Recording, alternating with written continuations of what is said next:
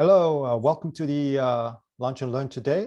My name is Victor Moy. I am a solutions architect here at ArangoDB. The topic of today's Lunch and Learn is entity resolution. So here's a brief agenda. We're going to go through what is entity resolution. We're going to talk about examples of real-world entity duplication. Why would you do entity resolution? What are the use cases? And then lastly, we're going to do a quick demo and show how you can do entity resolution in ArangoDB.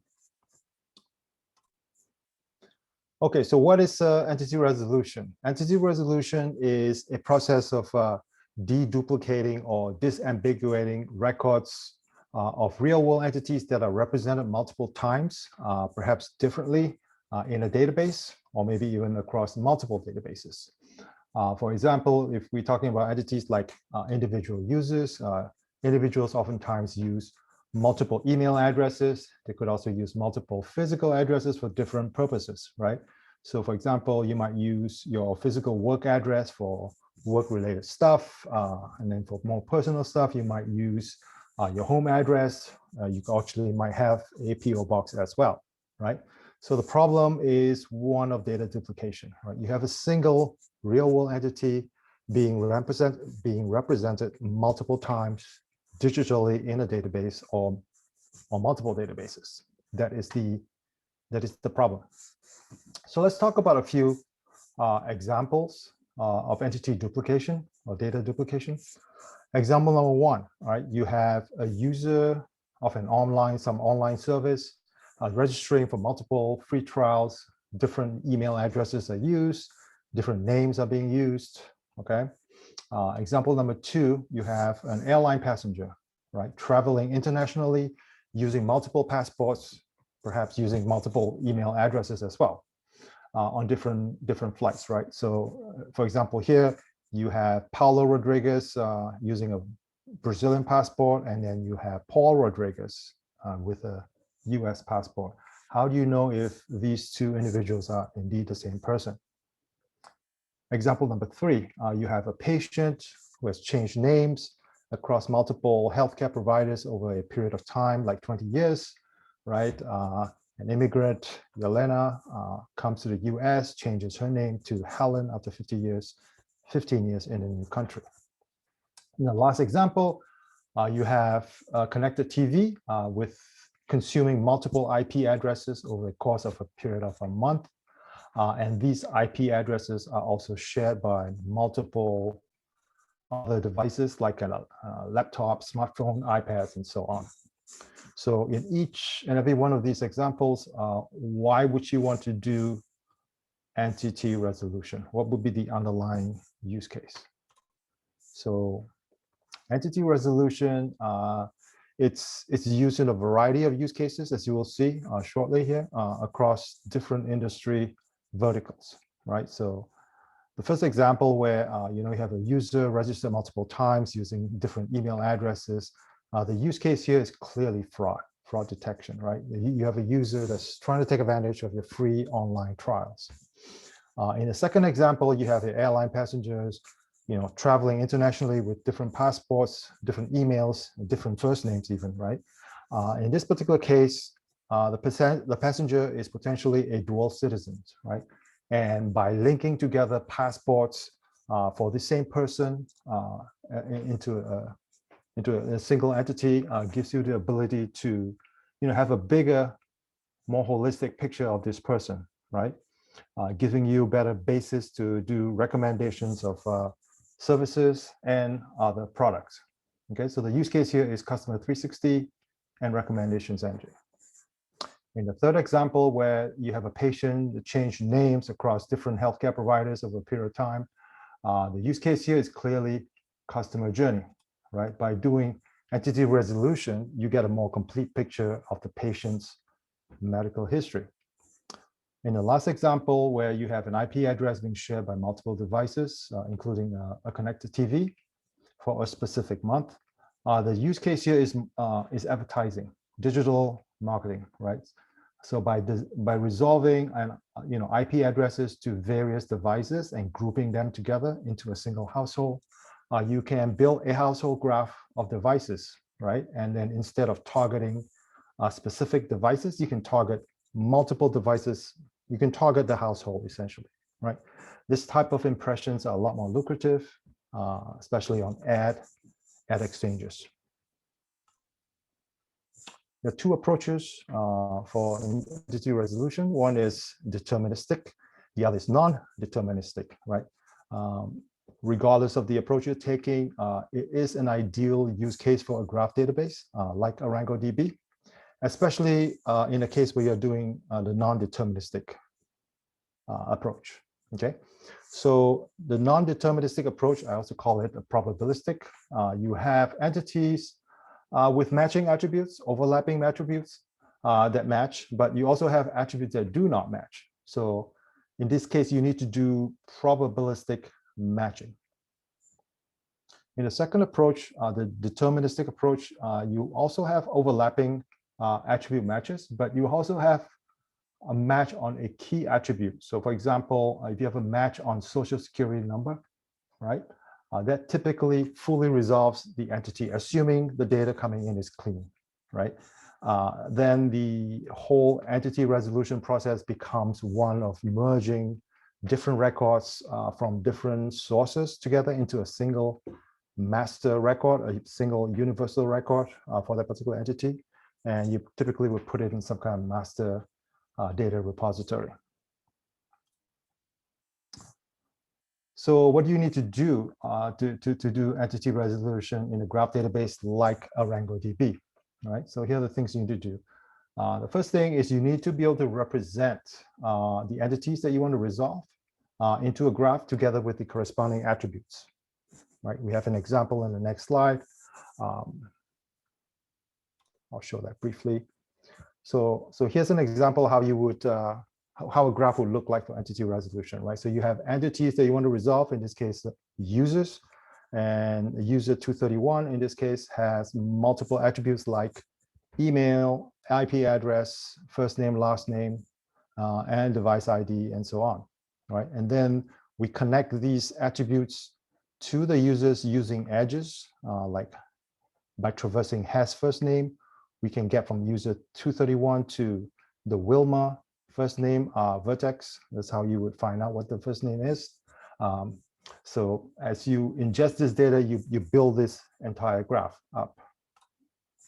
Okay. So the first thing is to represent it as a graph. Secondly, you need to do some type of computation for similarity, right? Here, what we mean is, given, like, for example, two users, you need to be able to compute how similar these two users are to each other, right? So if you're trying to match users, how similar is user 1 to user 5, right? One way to calculate similarity is to, try using the number of matching attributes, right? Do the two users share the same email address? Do they have similar last names? Do they use the same device ID? Are they in the same zip code? So on and so forth. Okay. So something I want to quickly mention is that in the area of matching text attributes, ArangoDB comes with Arango Search, which is our full text search engine. You can think of Arango Search like an Elasticsearch inside of ArangoDB, right? It gives you the ability to do both graph and full text search at the same time in the database. So one of the things Arango Search brings to the table is that when matching text attributes, you can actually do fuzzy matching, right? So I'm talking about things like Levenshtein distance, n-gram similarity, TDIF, BM best match 25, and so on, right? I will not be covering Arango Search in this Launch and Learn.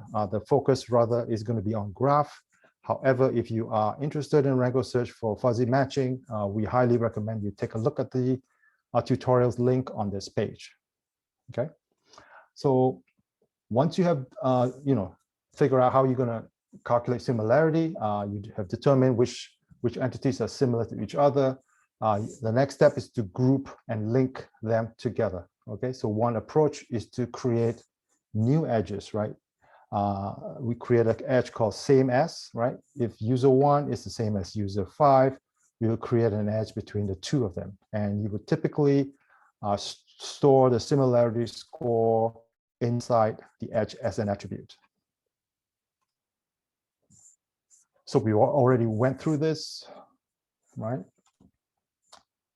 As you further populate your graph, right, as you ingest more and more data, this is how the graph will look like eventually, right? You will have overlapping attributes representing shared attributes between various users, right? Here you have users 212 and users 302 sharing a total of 3 attributes. They have the same last name.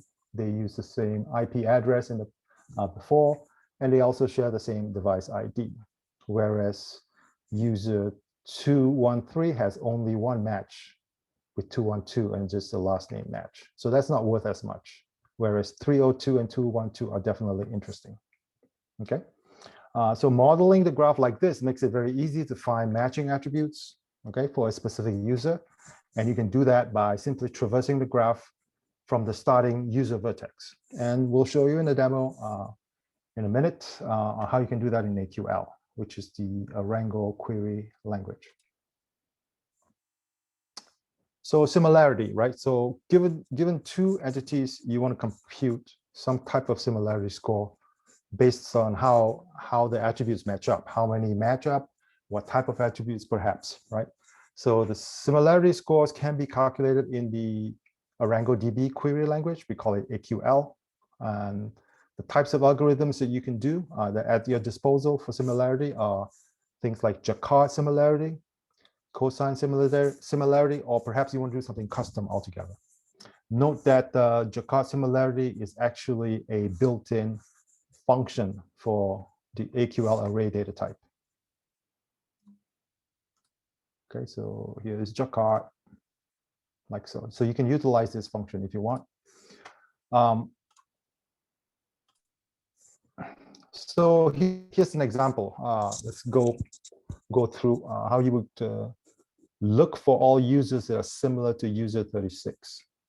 Okay, using Jacquard similarity index. So here's the subgraph. You can see users 36 have the following attributes, and there's a host of like total of 6 other users that share a different attributes with user 36. For example, 309, you can see has similar email address, similar first name, all 5 of them match. Same for user 307. However, you can see 306 and 301 only matches on 3 attributes, right? So just by eyeballing it alone, right, you can probably deduce that users 309 and users 307 are more similar to user 36 compared to 306 and 301. And of course, 308 has only 2 matches, and users 65 here has only 1 match. Okay, so we're going to show how you do this in ArangoDB. So here is the ArangoDB user interface, the browser interface. Okay, so we already have the all the collections populated. So graph, and we're going to come in here and bring up user 36.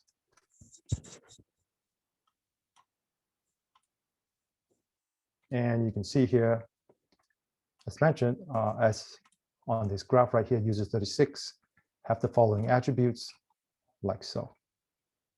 Okay, so I want to move over to the query side of things. The first query I want to do is is using Jacquard similarity. Okay, so I'm just going to run it first. So given an input user 36, I want to calculate a list of all the users that are most similar to it using Jacquard. So I'm going to calculate here. And what I'm doing is, if you can see this little thing here, I'm calculating Jacquard index here, and I'm doing a sort on it in descending order, right? So all the matching users to users 36 will come back in descending order, and I'm printing out the Jacquard index, and I'm printing out the matching attributes. Okay, so both 307 and 309 have 5 matching attributes. That's why they come up much higher compared to 301 and 306.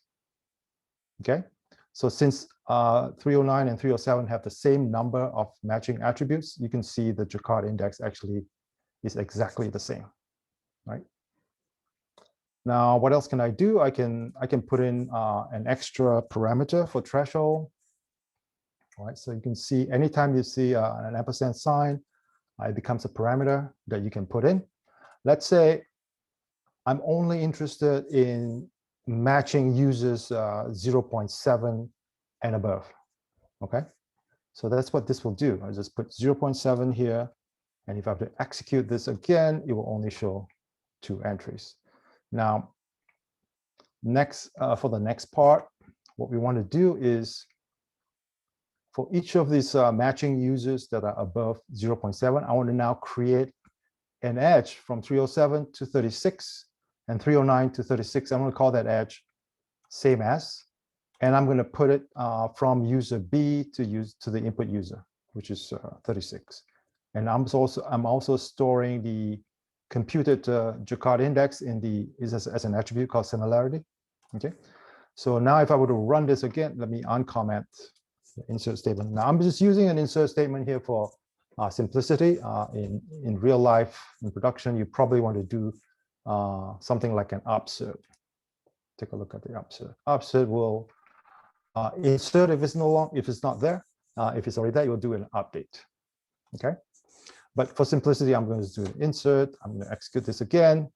Gives back the same result, but notice it does 2 writes this time. Okay, so the 2 writes, it will go ahead and populate the same as. You can see now there's a link. The same as is essentially an edge collection, right? There's an edge being added from users 307 to 36. Here is the Jaccard index stored as a similarity attribute. So if I come to my graph here, a little subgraph for users 36, and I'm going to update it, you will see a couple of edges show up this time. One for 309 and one for 307 is the same as, and if I click on this, it will bring me back to the edge with the index here. So that's how you would do it, right? That's how you would do it. Now I want to go back to the query. Say, this is using Jaccard, right? I want to do an alternate matching using something custom. But first, let's discuss this subgraph again, right? So you can see there are multiple matches. And the one thing bad about Jaccard is that in this case, it at least treats everything, all the attributes that match as an equal, right? There is nothing different between a last name match and a device match. But if you think about it, right, last name match, in this case, is nylon, right? But in different cultures, there are last names that are very, very popular. Like, for example, if you are in India, the last name Singh, there are millions of Singhs in India, right? So a match on last name it's okay, but it's not like fantastic, right? But then you consider something like device ID. A device ID uniquely defines a specific mobile device on this planet, right? So I would argue that if you get a match on device ID, that's worth a lot more than a match on last name, or even a match on first name, right? So if you want to kind of score or give different weights to different types of attribute matches, you can do that in AQL, right? So here's the query to do that.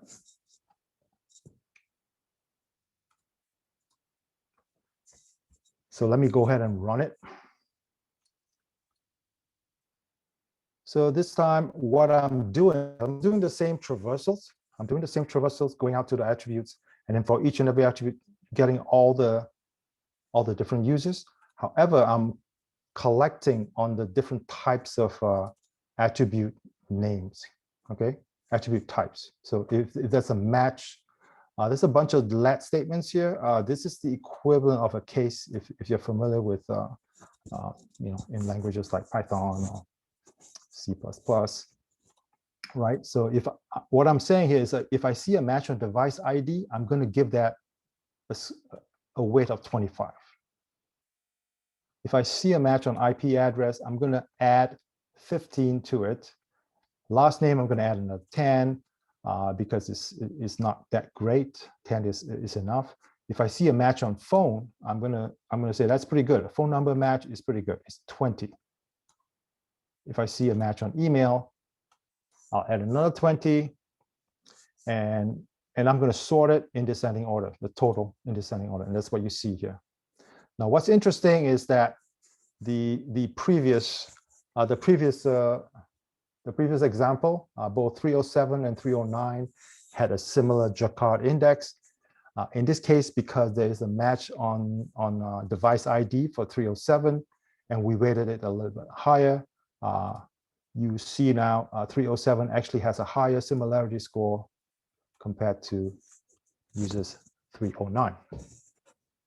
Okay, and I can do the same trick, put in a filter for threshold, say I don't want anything less than 50. And we can do the same exercise where we go in and create an edge, same as to that, right? So what we're doing is we're building up this probabilistic graph that can then be used for more analytics, right? You can then say, given a particular user, give me all other users in my database that are similar to it within a certain score. Okay. Yeah. So that's it for today's Lunch and Learn. Thank you for watching. I hope you found this informative and useful. And we will see you in the next Lunch and Learn. Thanks again.